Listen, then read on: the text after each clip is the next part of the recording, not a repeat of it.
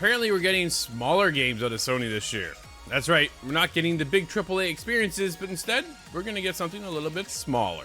Sony's reportedly smaller first-party games due in 2024, including another Astrobot game. Here we go. Michael Harridan's over at PSU. Jeff Grubb has claimed on the latest Game Mess Mornings podcast that Sony has a number of smaller first-party games lined up for a 2024 launch, including a new Astrobot game. As previously reported, Sony doesn't have plans to launch any major franchise sequels through March 2025, but Grubb believes we'll still get a couple of small-scale offerings this year. Quote, they, SIE, said in a financial report that they don't have any major franchise follow-up/sequels coming from any of the first-party studios this year, and that's their fiscal year, so through March of 2025. And that can feel kind of barren, but that doesn't mean that they don't have a lot of games that are from a newer studio or partner games from, the likes of Square Enix or whoever else. They probably do have a number of games to talk about, and also, I do keep hearing that they will be some smaller first-party games like Astrobot game that is supposedly still happening this year. Interesting little idea, Scott. Had they gone to a smaller scale? Insomniac comes to mind too. Believe it or not, Little Song of the Deep was a very small title out of Insomniac. Insomniac can pump out a ton of games. We see them do Spider-Man, obviously, and we always know that they're right now working on Wolverine as their next big AAA experience. But have they just kind of put off a smaller team in the corner and go, hey, you guys had an idea? It sounds like a cool idea, a much smaller scale. Almost kind of reminds me of like EA Originals, when they make a bunch of smaller titles and then put those out. I wonder if that's what Sony's up to this year. Yeah, I wonder if that's the case.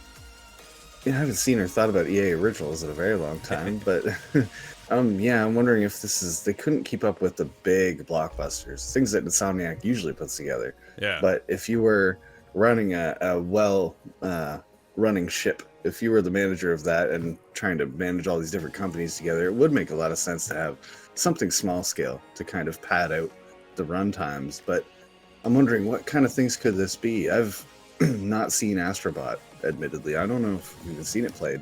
Oh man, so there's Astrobot Rescue Mission, which is the VR. It came with the VR headset, PSVR 1. The VRs. Yeah, okay. And then they came out with Astrobot's Playroom. Yeah, that's what it was. Which then came to console. Dude went away from the VR. It was just like, yeah, what's that? Dude, it told you, right? It told you right there, Scott, what the future of their VR headset was going to be like. But either way, there's a much smaller title. Is that why we have a big break this year and no first-party things? It's because the pivot away from PSVR 2. The PSVR 2 could have sustained this awkward middle zone. I'm wondering if that's what happened. Maybe. I doubt it, because I don't think there's enough of an install base on the PSVR 2 platform. I think that's the other hiccup, right? That's what Sony's facing, is that all they've done is gone away from first-party for VR. And even this year, when it comes down to the major releases, we're not going to get a Ghost of Tsushima, not going to get a Spider-Man, God of War, Horizon, any of those tentpole titles, dude. The Last of Us, right? Last of Us 3 is in concept phase. Like, dude, we're years away from that. Naughty Dog is up to something else right now. That is another AAA experience that is not The Last of Us. This is going to be their next IP. I don't know what it is. From what I recall, I want to say it's a fantasy game. I think that's kind of right. Right? Because I think a lot of these studios flip to do their own kind of fantasy now. Yeah. So we're going to get a spin-off. We're going to get something different. Something fresh out of Naughty Dog. And I think that helps kind of keep that studio alive and keeps them, excited to work on the next project. As much as they're going to be excited to work on The Last of Us Part 3, it's also exhausting, right? They've done 1. They've created 2, which was over the pandemic, which was probably one of the toughest times for the studio. So it allowed them to go and branch off into something else. Cool. But what if Naughty Dog said, we've got a team of like 10 people. They want to pump out a small little game too. That puts Naughty Dog back in the conversation. It puts Naughty Dog out in the game space. Or do they hold Naughty Dog back and go, no, you guys are working on your AAA thing. Go do that. Yeah, I would hazard a guess that PlayStation is trying to bank on the long term. They're really going to turn these studios on the biggest, massive blockbusters they could summon, because it's kind of what Sony is known for. Those giant, enormous third-person action games. I think that's a pretty safe bet. Do you think this is maybe just a play on words? Are there some small games that are first party that could fit out there? Chibi Robo comes to mind. I don't know why that's still in my head. PlayStation All Stars 2. It's just, man, that one just came out of nowhere. It does make me. Then how does PlayStation look at Bend Studios? Do they look at them as a AAA studio? Days Gone, dude. Regardless of how people feel about it, how it was received, it is one of it did better than Ghost of Tsushima, and everybody loves Ghost of Tsushima, right? But they still weren't warranted a sequel. Are they looked at over at Sony as a AAA or more of a AA studio? And that's not to be like a slap in the face by any means. I think what Ben does is fantastic work. I think they're a very talented studio, but where are they held in that scale over on PlayStation's side, going, well, they have a smaller team, they have smaller games, give us a smaller, right now from what we hear, they're working on a live service experience.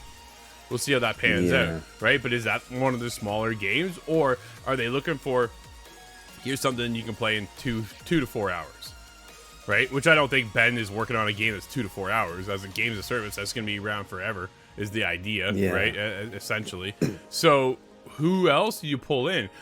They've partnered with other studios, third-party studios, to come in, and second-party studios to come in and kind of carry them throughout the season. We talked about that for this year already. So what else do we get as a smaller scale game? Astrobot has been small games, dude. A couple hours in, you have a good time, you bounce out, on to the next one, right?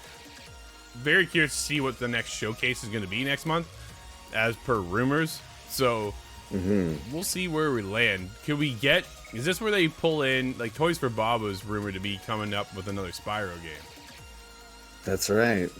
I wonder if there's a sneaky remake they could pull out from nowhere. Well, all right, Resistance. Yeah. It's coming back around. Yeah, maybe. It's funny because I saw Ben talk about Resistance the other day. So I was like, huh. He did? They did. Dude, I don't know. All right. We'll see. We'll see what happens. Maybe that's where their live service game is set. Is bringing back Resistance in some manner. I don't know, man. I'd be very happy to find out. Anything is possible, right? The sky's the limits. But when they talk about small scale games, dude, I'm a little baffled as to when you're looking at your AAA studios, they must be branching off with another smaller team to pump something out like that. Would be my idea.